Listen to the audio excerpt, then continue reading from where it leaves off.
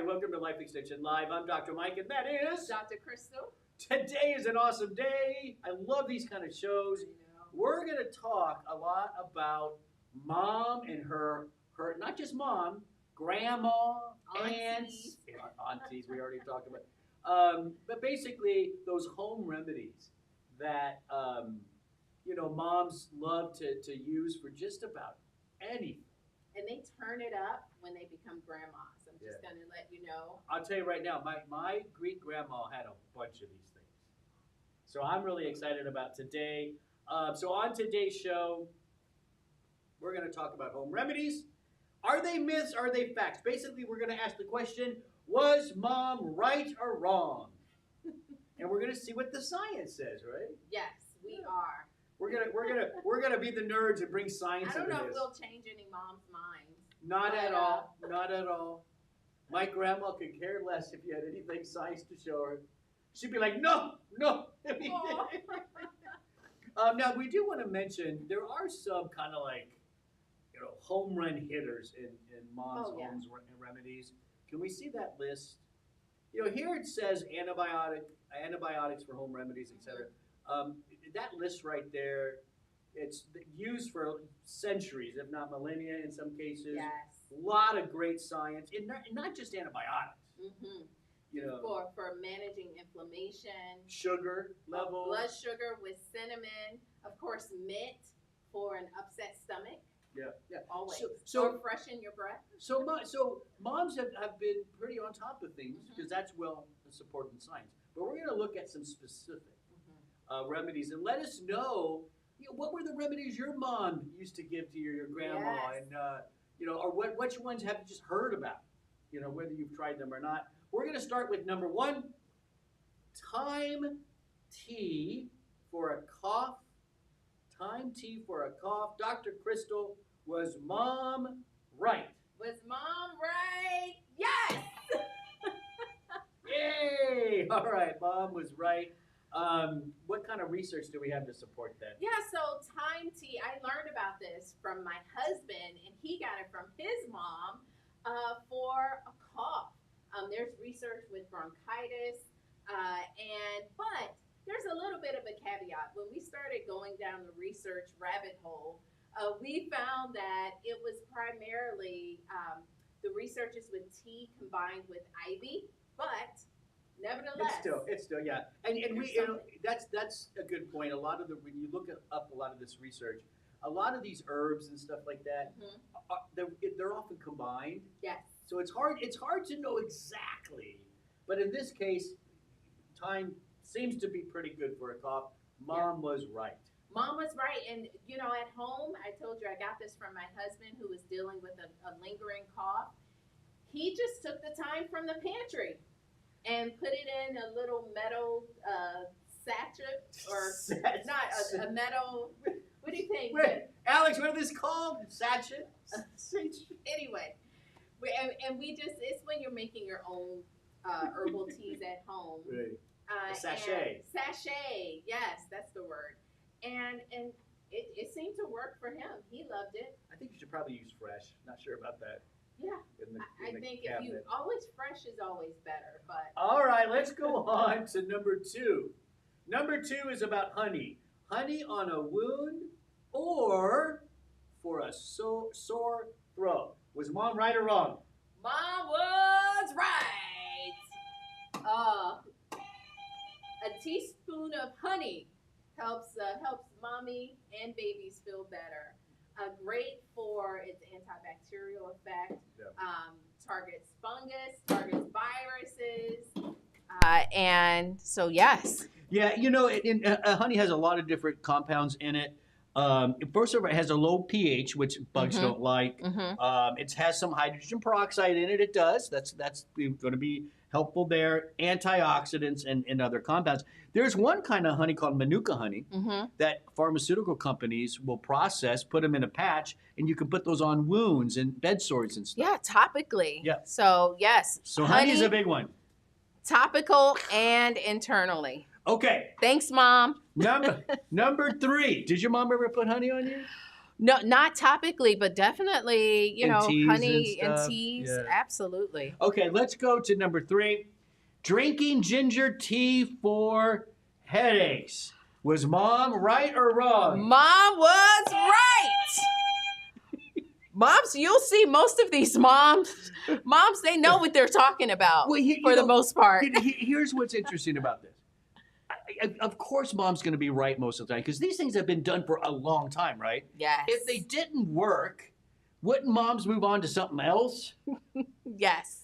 Now, I think my great grandma would have just stuck with it, but she was different. But Right. I do think that's why, I think these work and it's supported because the babies felt better or the kids felt better. But Whatever. I'll tell you, the ginger tea for headaches, we found a randomized double-blind trial that compared ginger to ibuprofen. Yep. Medications in adults who'd had oral surgery, and they found similar pain scores between the two. Ibuprofen. That's Yes. big, you guys, big. And ginger's going to be much safer for you. Really, and has other good benefits too, besides, headache, right? All right. So that was number 3. Let's go on to number 4. All right, come on now. We've all heard this. Feed a fever or feed a cold or starve a fever. Dr. Crystal, was mom right? Mom, you were wrong. Sorry, Mom. So again, okay, we can let Mom know she's wrong just once. Don't rub it in, Dr. Mike. Yeah, there's just no scientific basis for this recommendation. Yeah. And, listen, good nutrition is needed for a healthy immune system all the time. Yeah. Actually, you can maybe say even more when you're not feeling well. Yes. That's why we always tell people, stay hydrated, try to eat, keep so going with that important. stuff. Okay, all right. Number 5. Is number 5? Yeah, number 5. Going out in cold weather. Well, this is a personal one for you, isn't it? It's a personal one. Watch it. Your my mom's on too. Your mom's watching. Going out in cold weather without a coat or with wet hair might cause a cold. Dr. Crystal, was your mom wrong or right? So she's gonna get the blue. Mom, you're getting. I'll press it. Oh. Yay! So here's the thing. You're getting the da-da-da-da-da-da. Mom's kinda right here. Yeah, this was a kind of right. Yeah. Oh, so there's a little bit of both. Well, explain why it was kinda. Well, it was once thought that cold air. Yeah. Caused colds, but colds are caused by viruses. Yeah. So technically speaking, no. And the reason that I think comes out because more people get viral type infections during the winter when it's cold, but really what that means is you're just indoors more with more people. Right. Right? And so that's where the virus starts to spread. So, kind of right, Mom. Okay, we're going on to number 6. Oh, this is another one. You got some personal ones in A couple here. of personal ones. Here we go. Can you catch a cold by walking barefoot on cold floors? I've never heard of this one before. Oh, it was a no in my house. And this was Mom and Dad, but they were aligned on enforcing this rule. So, what do you think? Dr. Crystal, was Mom right or wrong? Wrong! Are you going to press it? I'll let you press it. Sorry, Mom. Yeah, sorry, Mom. You're wrong there. Just really no research whatsoever. We couldn't find anything. Yeah. And trust me, I looked. I really wanted to find something for this. Mom, let me tell you, your daughter she really did. She wanted to make sure you were right on this one, but so sorry. But still wear your bedroom slippers. Why not? They're so Comfy. cozy. Nice. Yes. Okay, let's go on to number 7. Now, everybody's heard this. An apple a day keeps the doctor away. Dr. Crystal, was Mom right or wrong? Mom was right. It's a kind of right. Kind of right. It's kind of right. Well, so here's why. This is more of the caveat.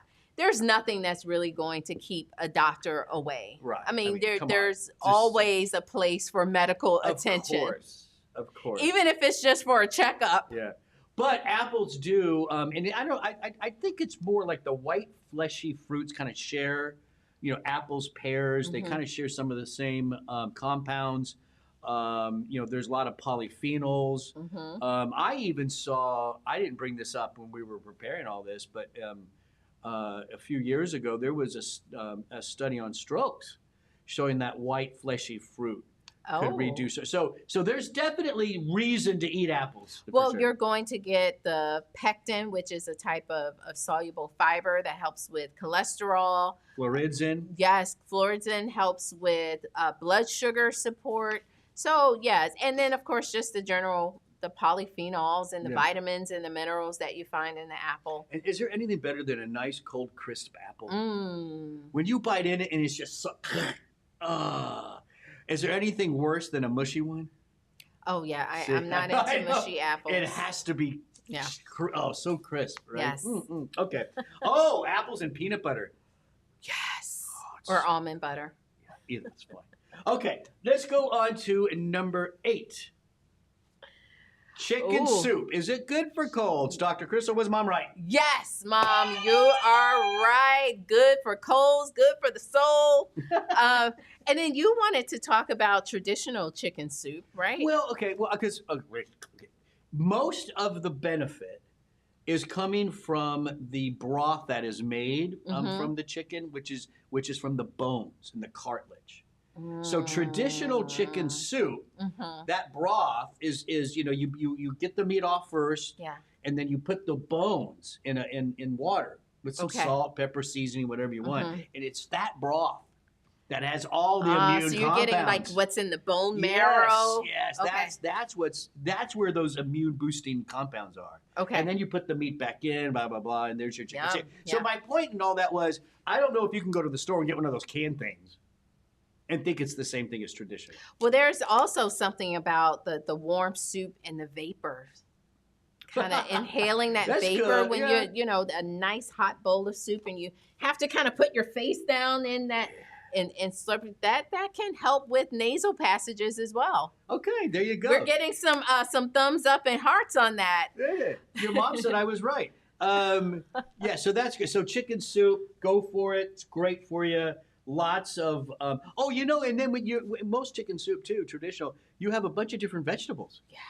More polyphenols, fiber, all of that there, carrots, celery, whatever you want to throw in there, onions.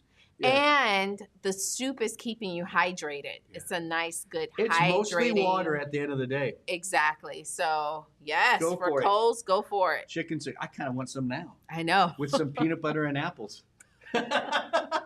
All right, let's do number 9. This one I do know personally because my dad did this for me. Okay. A shot of bitters. Is it good for stomachache or colds? All right. Dr. Crystal, was my dad right? Dad. In this case, it was a dad. Dad was kind of right. So wait, and then we have to do that. So it's in the middle. Yeah, no, so my dad did it for stomach stuff. Like if we ate dinner, ate too fast, I don't feel good. That's when he would give us his kids bitters. Oh, okay. Yeah, I've never had. I don't remember if it worked or not, but that's what it was. I liked the taste of it. I did. Okay. Yeah, but we know in general bitter herbs, which is where so the bitters we're talking about. Most people use them for cocktails now. You can buy a jar of bitters. Okay. And it's a mix of different bitter herbs, and you just shake it into your drink or whatever. That's what he gave us, and just in general, bitter herbs are antiviral. Viruses don't like bitter things. I have read that. Yeah. And so that's why the bitters is kind of in the middle because there's not a lot of research on it specifically. Okay. Something to it though. Yeah. So let's go on now to number 10. Oh, come on. We were all told this. Everyone. We were all told. Wait 30 minutes after eating before swimming. Was that necessary? Mom was wrong. Sorry, Mom and everyone. Moms, dads, grandmas, aunties. I think I've even said it to young nieces and nephews. Well, and so there are resources such as Duke University, the Mayo Clinic. They have debunked this. Yeah. Yeah, I guess what they're saying is the worry was you could cramp up because you're all. So when you eat food, right, Mhm. your body has to digest it. So where does the blood go? Where's the oxygen go? To the It digestive goes tract. to the digestive system, meaning then your brain, your heart, your muscles, Mhm. they're not getting quite as much energy and stuff. And so if you're out there swimming, especially if you're doing laps, Mhm. you could get cramps, and then that cramps could cause you to drown or something like that. But what they found is that the types of cramps that would form wouldn't stop somebody from swimming, basically. So here's what I would still suggest is still wait that 30 minutes because you need to let your sunblock time for the There you sunblock go. to sit in. There So you go. All right. So, but overall, that is a myth. All right. last now, one. Last one. Number 11, cod liver oil for everyday health. Have you ever been given cod liver oil? No, thank goodness I missed out on the cod liver my oil. God. That was one of my great not. grandma's thing. No, Oh, it's so bad. really. So hard. And that now listen, this is back, maybe it's better now, I don't know, but this is back when it was just like in this stinky looking can. And this was not, you guys, this was basically a liver just thrown in. I mean, it was just not good. Preparations, are they better today? Mhm. Maybe. I don't know. So why was Grandma giving it to Well, you? first was of all, it for cod liver oil for everyday health. It was just something good for you. yeah? She talked about it gives you vitamins and minerals. Okay. So was she right or wrong? Mom was right, or Grandma was In right. my case, Grandma was right. Yeah, so I did a little history looking on, a little history about this. So when cod liver oil was really popular, it was in the 19th century and early 20th century, when there were a lot of people concerned about vitamin A and vitamin D deficiencies. And cod liver oil happens to be a great source for vitamin A and D. It has omegas. It has omega-3s, but that's not really why they were doing it. Okay. Yeah, because we didn't really know omega-3s yet. Right. It was really the vitamins. And then now people kind of take it for all three nutrients. All three for sure. Now you have manufacturers who can like distill that cod liver oil, so it's not in some stinky can anymore. It can actually go into a capsule or. I've tried some of the newer versions. Yeah. They're not bad. I mean, it's oil and it's fish. Yeah, and so just keep but that in mind. It's disguised with lemon flavor, so it's not that bad. But it's not the best way I choose to receive I think D, A, or omega-3s. Today, fish oil and a good multi, and you're good to go. Yeah. And eating well, eating healthy. That's right. Right? There you go. Those were 11. Those were 11 mom remedies. How many overall did mom get right? Ooh. Most of them. Probably. There was only a couple I think that there were were wrong. only 3 or so. Moms. Where Mom was. You get most of them right. We celebrate you, moms. Yeah. You really go the extra effort. Moms, grandmas, aunties, mother figures. Yeah. We celebrate you because Absolutely. you are keeping the entire family healthy. Moms are. Let me tell you something. They are truly the head of the house. Superwoman. They run it all. Sorry, dads, you know that. But they are the CEOs. They are. So we do appreciate that. We hope everyone has a great Mother's Day.